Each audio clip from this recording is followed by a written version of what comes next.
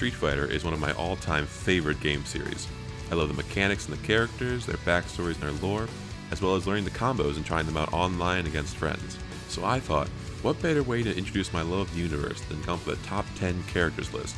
It is worth noting that I'll be ranking these characters based on two criteria: backstory and, most importantly, how much fun the character is to play. So without further ado, let's get this party started.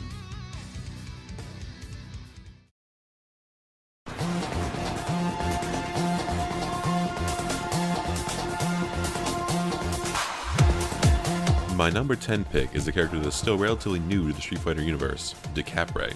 Created by Bison to serve as one of his dolls, Decapre was infused with Psycho Power, the energy Bison harnesses, and as a result, Decapre is a deadly mixture of speed and strength that make her a force to be reckoned with. Decapre is easily one of the most fun characters I've played, but is held back by two things. First, she's a charge character, which is my least favorite kind to play, and second, she's only been in one iteration of Street Fighter, which was Ultra Street Fighter 4. I think, given more time with her, she might easily rise to a higher part of the list.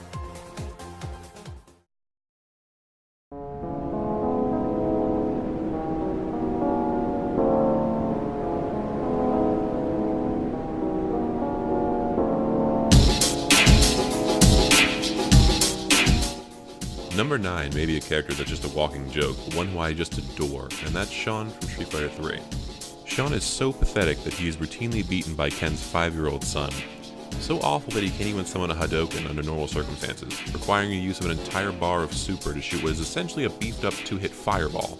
So uncoordinated that one of his target combos doesn't even combo into itself, but he has such a unique personality that it's hard not to love him. From the way he acknowledges his own weaknesses in his victory quotes, to his unending supply of inflatable volleyballs he can fling at his opponents, Sean always stays upbeat, even when he knows he's outclassed. As far as his playstyle, he's like any other Ryu clone, with Shoryukens and Tatsus aplenty, but he has some unique cross-ups and tricks to keep his opponent on their toes. And just to add some icing to this lovable cake, Capcom revealed that they designed Sean so that experienced players could play against their inexperienced friends, without having to worry about picking an overpowered character. That's right, Sean is basically the character equivalent of the weighted training clothes Piccolo wears in Dragon Ball Z.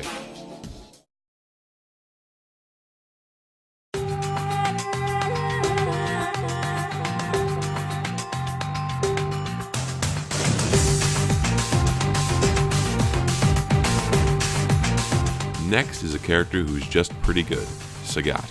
He has a good fireball, being able to send it either high or low. He has a good uppercut. It's a solid get-off-me move with a good hitbox. He has a good combo game, which, while not being terribly flashy or showy, gets the damage in without asking too much of the player. Sagat is on this list because he's probably the character I played the most in my Street Fighter 4 career. He was the one who was the most comfortable to run back to when I was losing too much. And he's the one I learned the most about. And at the end of the day, it's nice to have a Sagat in your pocket. Not because he's the best, because he's just good.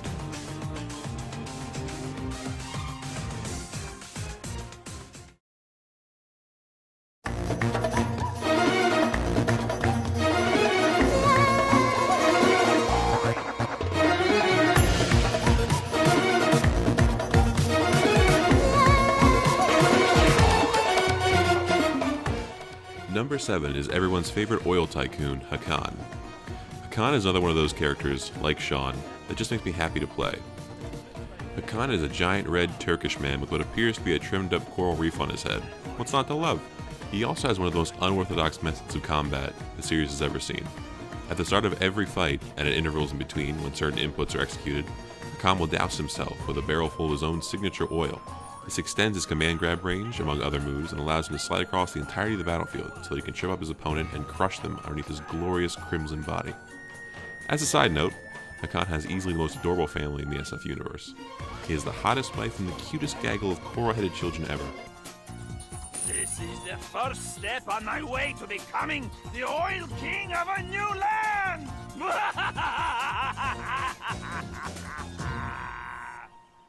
Good for you, Hakan.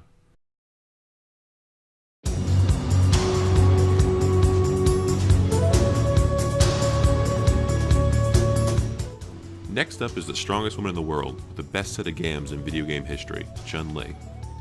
I actually didn't use this character until Street Fighter V, but she's been in it since the beginning, one of the original World Warriors, and boy is she fun. Chun-Li has some of the cooler looking combos in the game, and, while they may not be the most damaging, her ridiculously long range normals and powerful mix-up game make her a force to be reckoned with. In the story, Chun-Li is an Interpol officer hunting down at Shadaloo, M. Bison's organization, along with Cammy and Guile. And I don't have a joke for her, but here's a hilarious scene from the Street Fighter 4 movie. Hey, wait a second. You sure this ain't some kind of mistake? I didn't hear nothing about hiring no girls. The only mistake is you two not knowing when to shut up!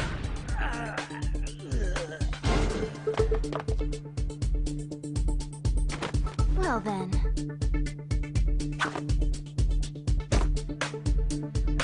Ready for a little extra credit? Yeah!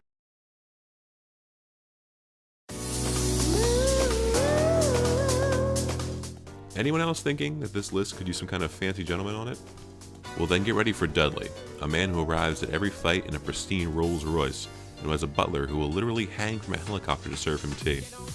I feel like that fact alone is enough to close this entry and move on to the next one, but in addition to his obvious coolness, Dudley is also a character who can stun his opponent in very few combos. With his intense high-low mix-up and, in Street Fighter 4, access to extended FADC combos, Dudley is a force to be reckoned with, both in the ballroom and on the battlefield.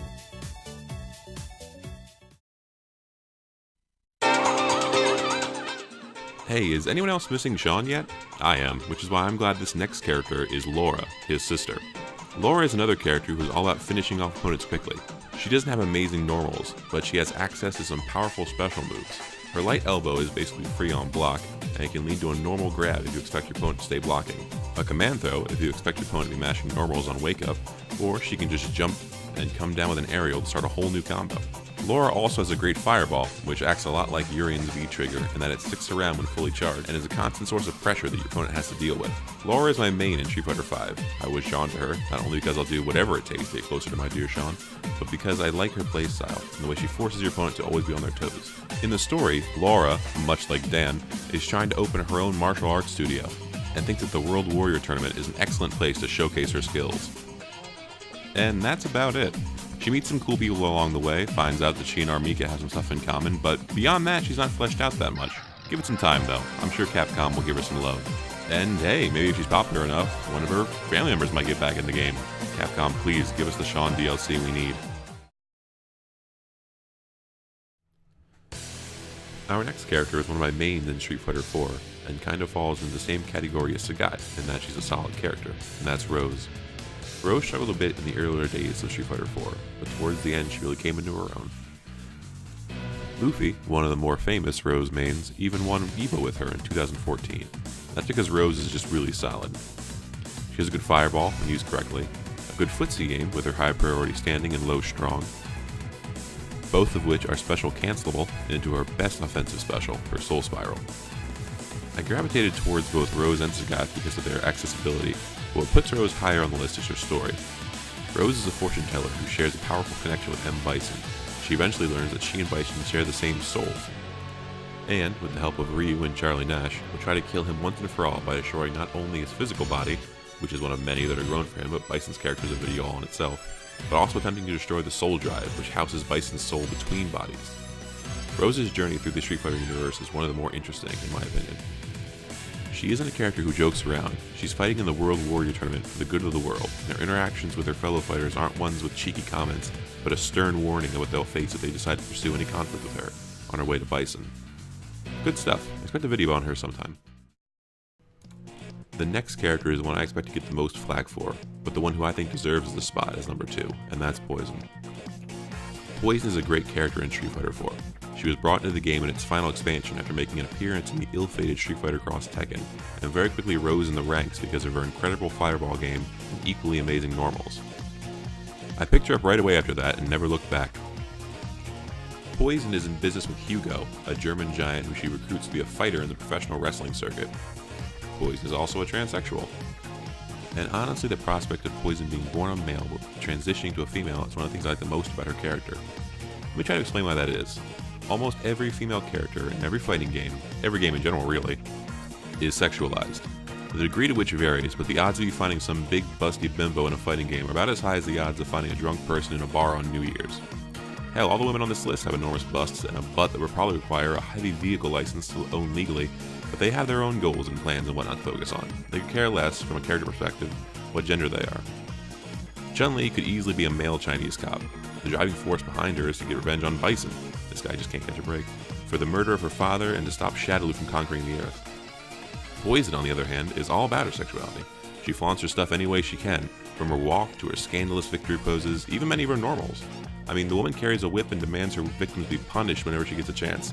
Ain't that subtle? It feels like the behavior of a person who was forced to live one way and finally gets to live how they want.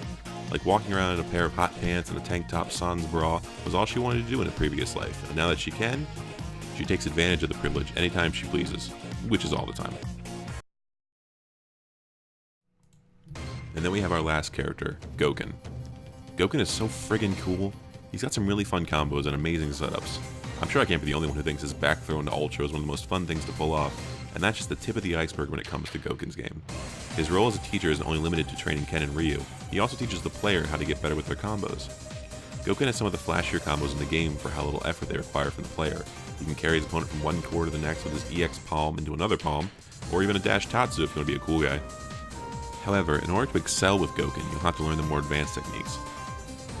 My personal favorite is his corner combo EX palm into high fireball into a regular fireball in a Denjin Ultra. Complicated, I know, but there's even more where that came from, and that's why I love Gouken so much. He has a fair and fun difficulty curve. New players will love his unique fireballs and powerful normals, while more experienced players will get him a whole grab box of interesting combos. That being said, it's not like Gouken is the most amazing character.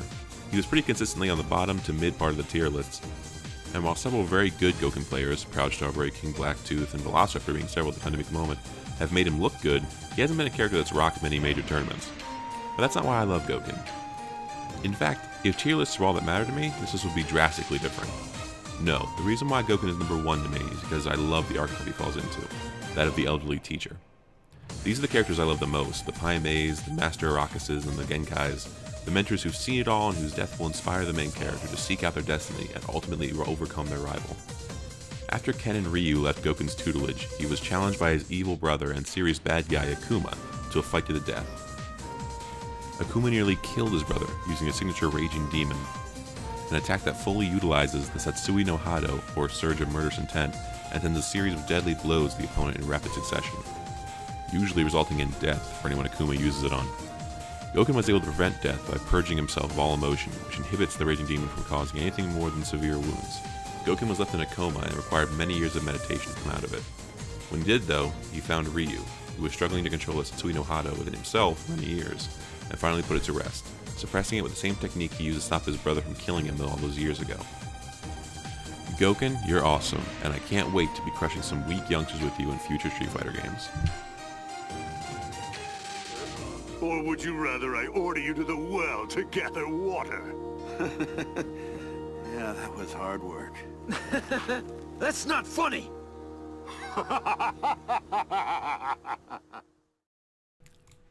Thanks for watching, everyone. This video has been a long time in the making, and it's great that I get to share it with you. As always, there's a link to my Twitch in the description, and I'll see you next time. Have a great day, and stay lovely, everyone. I still want to roleplay the very sad person. Alright, well, we're recording now, you very sad person. Where's my drink?